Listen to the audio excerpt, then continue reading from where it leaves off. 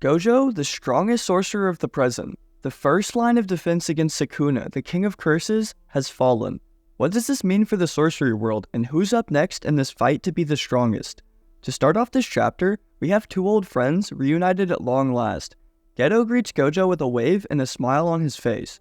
Gojo, on the other hand, instead of acknowledging him, just kind of screams out in frustration, seeming to be pissed off about what happened. Unfortunately, there's no going back. While Gojo is exhaling out and whining about how much the situation sucks, Geto actually seems to be a bit disappointed. I mean, his long-lost best friend is sitting right there, and Gojo hasn't even acknowledged him. Gojo then says that he told his students that when you die, you're all alone, so he's just hoping for this to be all in his imagination. Geto tells him that it'll be fine either way, but Gojo just doesn't seem satisfied with this. While biting his lip and holding his head down a little, Gojo assures him that it will definitely not be fine just either way, and then mentions something about the dad.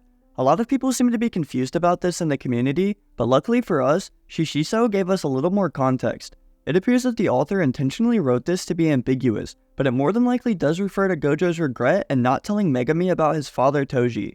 Nonetheless though, Gojo then just kind of lifts his head and stares off for a second, then just brush it off by saying that he's left Shoko to deal with it. Then asking the question that everyone was waiting for, Geto asks Gojo to tell him what it was like to fight against the king of curses himself. While leaning back in his chair and admitting it plainly, Gojo just says that Sukuna was indeed hella strong and didn't even go all out. We even got Gojo confirming that the king of curses wasn't even sweating, so this chapter is getting even crazier. Gojo continues on to say that if Sukuna didn't have Megami's 10 shadows, he's still not sure if he could have won. This is obviously crazy for Gojo to be saying about another fighter, so we even have Geto making a joke, saying that getting a review like that from Gojo is quite impressive. Now this chapter did just have my blood boiling just a little, because this whole series is about jumping people, and yet nobody jumped in to help Gojo. I understand the whole concept of Gojo being a better solo fighter, but I truly believe that there were some people that could have helped. Anyways, with Gojo then actually saying that he feels a little bad, his friend then looks up at him in confusion, sort of prompting him to continue on. Gojo goes on to do just that, saying that he used to believe that more than anyone, he could emphasize with Sukuna about being lonely at the top. Gojo, however, liked everyone around him, and wasn't even really lonely. In his eyes though, somewhere along the way, a line was drawn between Gojo and other people, or as he says, just living beings in general. This moment he's referring to was probably even the Toji incident, to be honest, and his whole reverse curse technique awakening. I mean, he was a teenager at the time, and got stabbed like, 18 times? It was traumatic. You can make a flower bloom, and you can admire it, but you can never ask the flower to understand you. Is Gojo saying this too? The flower that's shown happens to be a lotus flower, which has many meanings, one of which is rebirth. Just saying, guys. While clenching his fist though, Gojo says that he literally used everything he had and trained everything he could. His body, skills, senses, even his spontaneous creativity and fast thinking, he says. He used all of it. He then says that he wanted to convey all of that strength towards Sukuna, just to reach him. I mean, imagine training your whole life to be the best version of yourself, just to fall to the king of curses inside of your adopted son's body. That shit's tough. That absolute strength to be at the top also comes with a severe loneliness that no one can fill. Now while Gojo thinks that he had any chance in reaching love in Sukuna's heart, I personally just don't think this would ever happen. Sukuna, in my opinion, seems to be nothing like the other inner demons throughout the shonen genre, and it doesn't really follow the usual good to bad trope. Let me know your opinion on what Gojo's saying here down in the comments, because I'm really curious to know. In the end, however, Gojo lost to his rival, and while clenching his fist and looking down, he actually has a contemptuous smile on his face. Honestly, that's one of my favorite panels of Gojo. I know that we've gotten some amazing artwork in the past, but seeing him reflect on his own morality and everything he's accomplished along the way hits way harder than any flashy show of power or drip. Gojo then clarifies that what he felt bad about was actually in relation to Sukuna, as he didn't have a chance to use his full strength against Gojo. Geto, while listening to all of this, then jokes that Gojo must be trying to make him jealous, to then say that he's just glad that his friend is satisfied. Satisfied? Maybe if you had been there to clap me on in the back, I would have been satisfied. Damn bro, this moment just really hit my heart, and also hits Geto pretty hard too, as he even sheds a single tear. It's such a wholesome panel and a sad one, but I also wish it could have been reality. Kenjaku has poisoned the world of Jujutsu Kaisen and had just been a plague, but imagine a world where he didn't do all of that, where he and Gojo could have fought alongside one another. Anyways though, Gojo says that rather than dying to some illness or time itself, He's actually grateful that what he died to was someone stronger than him. With someone then actually making a joke about him being a general now, Gojo then glances over his shoulder to see some familiar faces. Nanami and Habara are sitting right behind them, talking about how gross of a statement that was for Gojo to make. They even joke about that mentality difference maybe being the reason that Gojo lived longer than them. It's so great to see all of these old friends reuniting with one another, even bantering in this supposed afterlife. Nanami then even admits he once talked to Geto about leaving everything up to Gojo, however he just couldn't do that. Gojo never considered jujutsu as a code to live by, or something to protect. He just used it as a means to further enjoy his life and become stronger in order to satisfy his wants. A jujutsu pervert within Nanami's terms. I think this is some really interesting insight on Gojo as a character and how other people perceive him, because in contrast to him thinking that everyone loves him, he does actually have some outwardly acknowledged faults. Habara then even chimes in saying that everyone had thought that themselves, but didn't want to say it out loud, with Nanami trying to stop him from making the situation worse. With Habara then apologizing, Nanami goes on to say that it turned out to be correct anyway, as Gojo himself even admitted it right then. No matter what though, Nanami knows that Gojo's ending was one true to himself, so while he wouldn't recommend it, he does give his sympathy to Gojo. Wow, how thoughtful. Gojo just kind of thanks him though while brushing it off, to then ask Nanami what dying was like for him. While Habara says that he just got ahead of himself, Nanami points out that while a curse can sometimes help you live, Jujutsu could also do the same thing.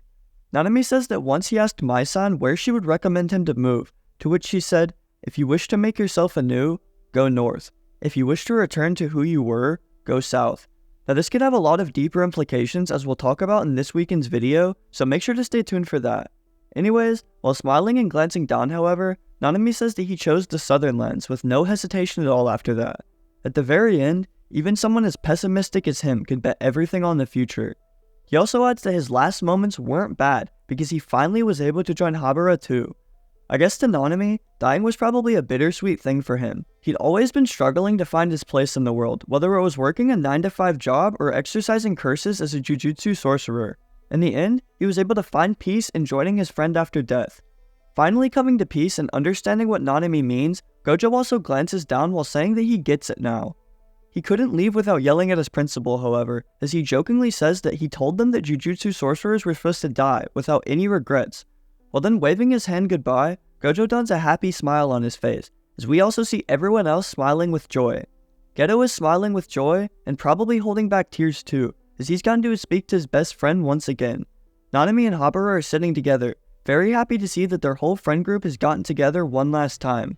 Riko and Kura are sitting together too, also laughing in joy. We then get to see a plane outside, which probably symbolizes that it's time for these characters to leave this world and move on to another, proper resting place. This page is making me tear up, just seeing how all of these characters waiting for Gojo before moving on was so heartwarming, and Gojo himself saying that he prays with his whole heart that this isn't a figment of his imagination.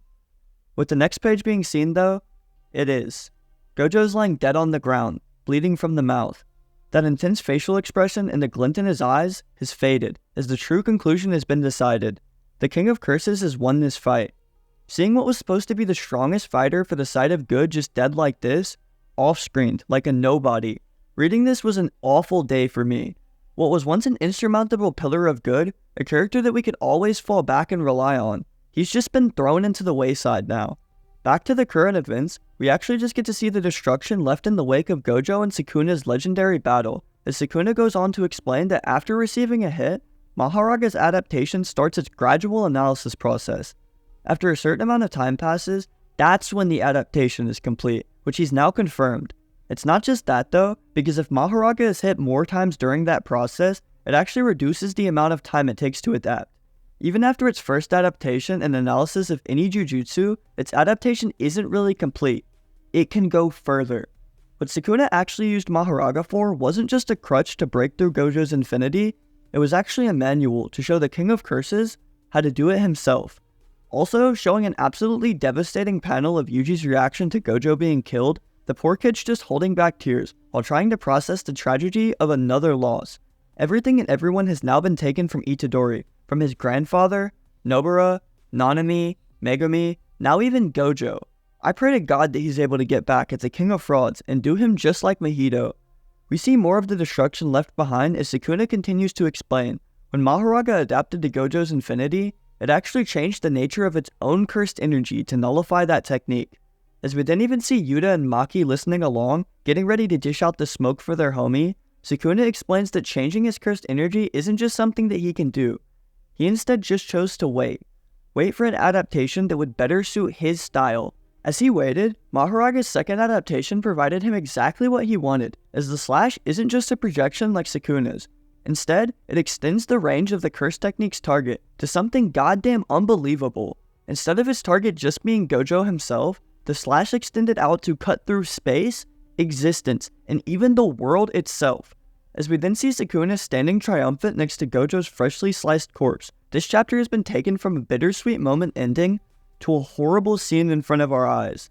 Gege, when I catch you, Gege, when I catch you. Anyways, Sukuna goes on to say that infinity didn't matter at all here. As long as Gojo existed in space itself, in the world, his existence would be split in two alongside everything else. While trying to act all cool about it, Sukuna says that it was of course nearly impossible to do, but Mahoraga just served as an excellent manual. While actually donning a smirk himself, Sukuna tells Gojo that he's done well. You're someone I'll never forget, so as long as I live. We cannot let this be. He's giving our boy the Jogo treatment, man. Why? While laying there supposedly dead, Gojo too also smiles in return. Personally, I think that smile comes from the afterlife where Gojo is able to be with all of his friends, and it's reflecting on his face in reality. I agree that Gojo had to be removed from the plot for the story to progress, but it's still so sad to see him go. Even with his flaws, he was such a beloved character to so many people. It's sickening to see Sukuna smiling over his lifeless body, but I guess he did outwit him in the battle of the strongest. While Gojo's infinity is very overpowered, this meant Sukuna was out here adapting new techniques to literally cut through existence itself, and was jumping him 3v1. As someone else then jumps with immense force to soar over towards the fight, it's finally happening. Even without a moment to mourn Gojo Satoru's death, the next has entered the battleground. With Sukuna turning his head and explaining that he's in a bad mood right now, he then looks up at this challenger with a smirk, asking him to not disappoint. Rushing swiftly towards the scene of death, Kashimo Hajime, the Thunder God, will now get his rounds with Sukuna. What do you guys think? Will Kashimo be able to put a stop to the weakened Sukuna with his once-in-a-lifetime curse technique? Or will the King of Curses continue to prevail against sorcerers from all time periods? Let me know what you think down in the comments below. Just before this video ends off, I'm letting you guys know to maybe ring that post notification bell, because we're cooking up another JJK video for this weekend.